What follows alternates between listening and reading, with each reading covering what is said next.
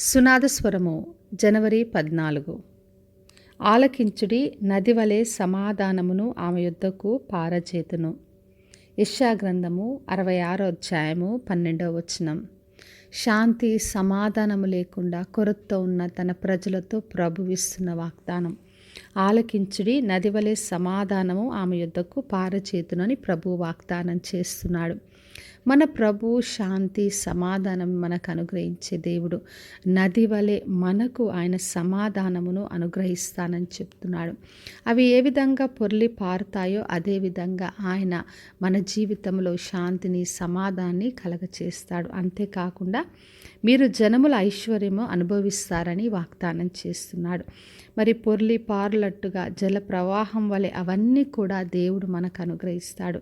మీరు చంకనెత్తబడుదురని ప్రభు వాగ్దానం చేస్తున్నాడు.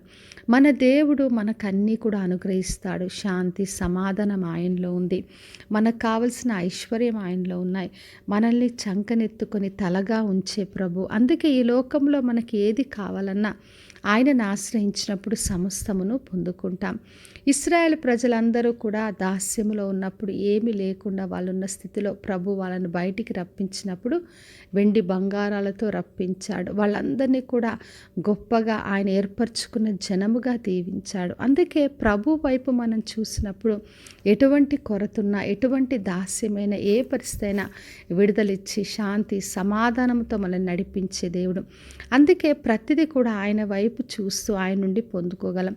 ఎందుకంటే యేసు ప్రభువులో బుద్ధి విజ్ఞాన సర్వసంపదలు ఆయనలో ఉన్నాయి. ఆయనే లోకమునకు శాంతికరుడుగా ఉన్నాడు. ఎవరి మనసు ఆయన మీద ఆనుకుంటుందో వారిని పూర్ణ శాంతి గలవారిగా ఆయన నియమించే దేవుడు. కాబట్టి నా ప్రియ సహోదరి సహోదరా, ఈ రోజున ఎటువంటి శాంతి సమాధానం లేకుండా కలవరం ఉన్నా అధైర్యపడొద్దు. దేవుని ఆశ్రయిద్దాం. ఆయన పైన మనం ఆనుకున్నప్పుడు మనల్ని పూర్ణ శాంతితో సమాధానంతో నింపుతాడు. నది వలె అది పొర్లి పారునట్టుగా మనల్ని దీవించే దేవుడు. మనకు కావలసిన ఐశ్వర్యం అన్నీ కూడా అనుగ్రహిస్తాడు.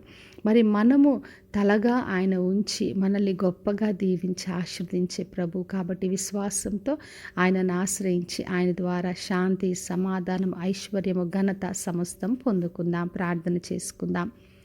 పరలోకమందున్న మా తండ్రి, మా దేవ, ఈరోజు ఇచ్చిన వాగ్దానం కొరకే వందనాలు. ప్రతి ఒక్కరిని దీవించి ఆశీర్వదించండి తండ్రి. ప్రతి ఒక్కరి జీవితంలో శాంతిని సమాధానం నదివలే తండ్రి వారి యొద్దకు నడిపించండి. ఐశ్వర్యమును దయచేయండి. ఘనపరిచి దీవించి ఆశీర్వదించమని యేసు నామములో అడిగి వేడుకొంచున్నాను తండ్రి. ఆమెన్. ఈ శుభవచనము వినుచున్న ప్రతి ఒక్కరి జీవితంలో నెరవేర్చబడును గాక. నేను మీ ప్రియ సహోదరి మంజులా చరణ్.